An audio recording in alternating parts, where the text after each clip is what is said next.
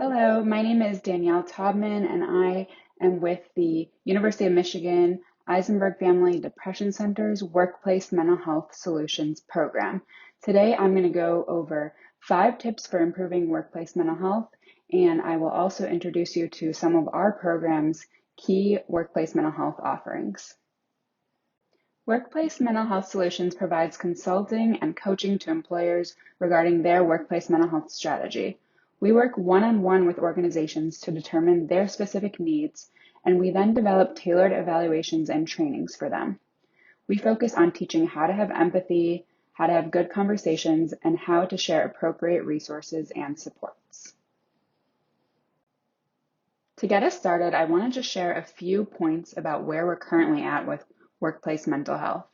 Mental health has long been a major concern and a crisis, but the pandemic has only exacerbated these issues.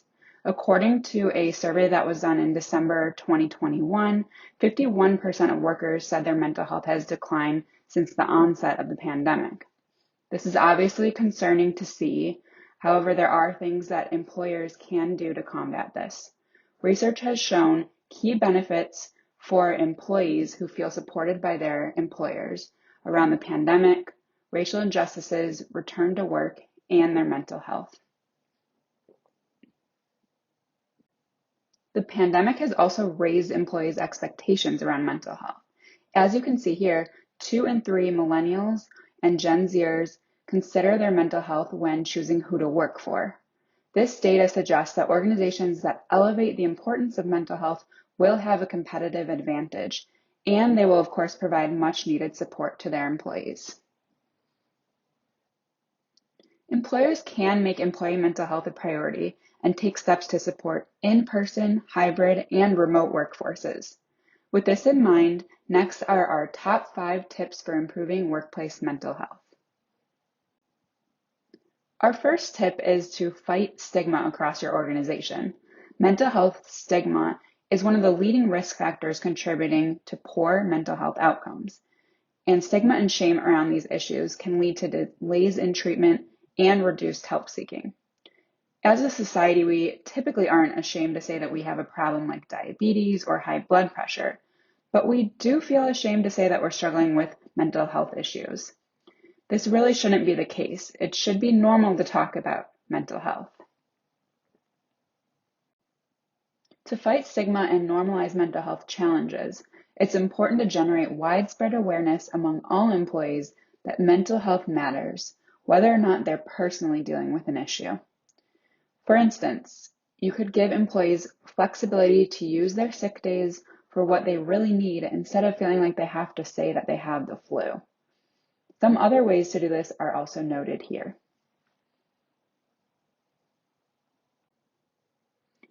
Tip number 2 is demonstrate leadership buy-in. Leaders at your organization should demonstrate a genuine and steady commitment to supporting employee mental health in order to create a more effective and beneficial work environment for everyone. This means that leaders communicate that it's normal and okay to struggle. They really acknowledge that burnout is a real thing. And they even share strategies that they're using to manage their own mental health, or maybe that's someone that they know has used to manage their mental health. If they share these strategies, it really shows that they understand what employees are going through and can speak to their own experiences. Tip number 3 is train your managers. Managers are essential for supporting your organization's broader mental health strategy, and training managers has been shown to positively impact employee outcomes and return on investment. Managers are really in an influential position to prevent mental health risk factors at work by implementing changes to working conditions for their staff. And training managers has been shown to increase awareness, change attitudes, improve confidence, and actually change how managers are interacting with their employees.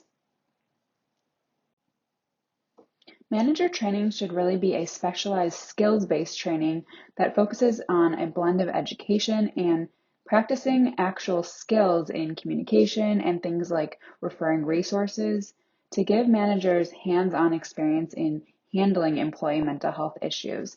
This might include walking through common employee scenarios, really getting managers comfortable and confident in handling these issues.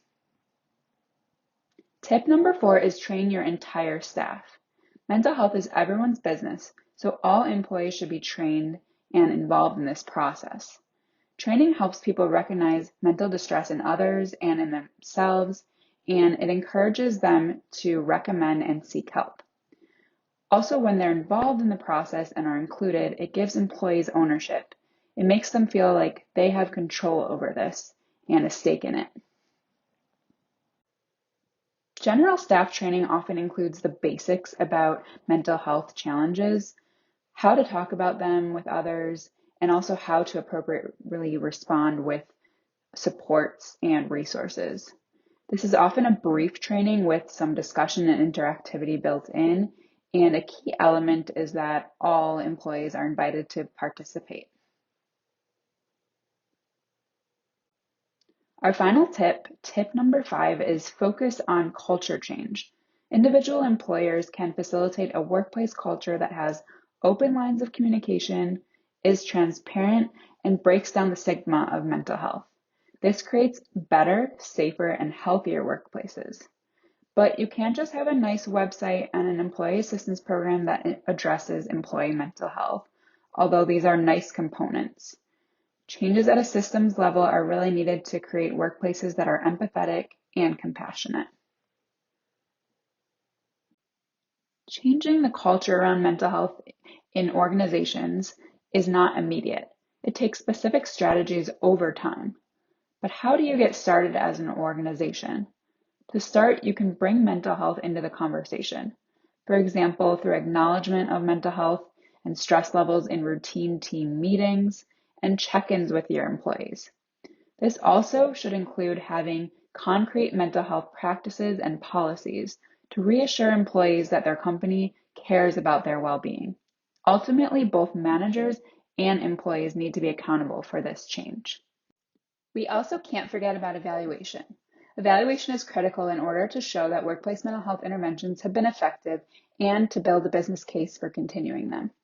Prior to implementation, consider conducting needs assessment surveys, focus groups with your key stakeholders, and baseline assessments to help you get a pulse on where your organization is at, and to determine what elements should be included in your overall intervention strategy. Then we recommend identifying which outcomes you would like to measure and at what time points these outcomes should be assessed. These outcome measures are used to provide an understanding of the impact of the program. Our team works closely with organizations on their evaluation strategy, and we integrate evaluation into each of our offerings, which I'll talk about next. Finally, I want to share a few of the Workplace Mental Health Solutions program's key offerings. The first one is really geared toward managers and people leaders, and it's an in-depth course called Recognize and Respond Skills Workshop. It's a 3 to 4 hour half-day live online training that provides key mental health information and skills. It includes educational lectures, exercises, and small breakout groups. The 4 modules that we cover are understanding mental health, communicating effectively, supporting yourself and others, and identifying resources. The second offering we recommend for all employees, and it's called Recognize and Respond Basics course. This is a 2-hour live online course, which consists of basic mental health training. It includes an explanation of common mental health problems and crises and how to respond.